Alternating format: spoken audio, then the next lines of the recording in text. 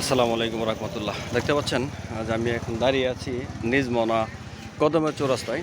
এখানের এই কষ্টর যেন লাঘব না হওয়ার মতোই একটা বিষয় দেখতে পাচ্ছেন আপনারা। কিছুদিন পূর্বেও হয়তো বা ইটের সোলিং করা হয়েছে, কিন্তু সামনের যে গর্তটা রয়েছে এই গর্তই রয়ে গিয়েছে, যার জন্য এখানের কাজটা কিন্তু একদম টোটালি সমাধান হয় নাই। এখানে আশেপাশেই অনেকগুলো স্কুলের ছাত্রছাত্রী রয়েছে, পাশে একটা উচ্চ বিদ্যালয়, পাশাপাশি একটা কিন্ডার গার্ডেন স্কুল রয়েছে, একটা প্রাইমারি স্কুল রয়েছে। এর পাশেই কিন্তু এদিকে বাঁশবাড়ির দিকেও একটা স্কুল রয়েছে, অনেক ছাত্রছাত্রী এদিকে যাতায়াত করে। এই যে এই গর্তটা, এটা কিন্তু কেউ এই মেরামত করে দেওয়ার মতো লোক খুবই কম।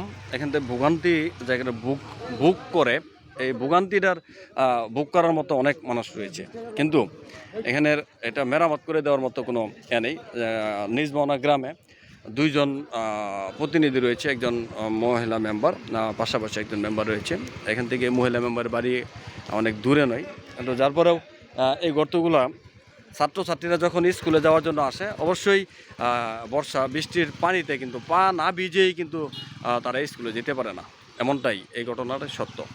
আসসালামু আলাইকুম। এটা খুব দ্রুত সময়েই সমাধান হোক, এবং আশেপাশে যারা প্রতিনিধিত্ব করছেন তাদের প্রতি আকুল আবেদন জানাবো যেন এটা খুব দ্রুত সময়ে এটার সমাধান করে সকলের যাতায়াতের একটা সুন্দর ব্যবস্থা করে দেওয়ার জন্য অনুরোধ জানাচ্ছি। আসসালামু আলাইকুম।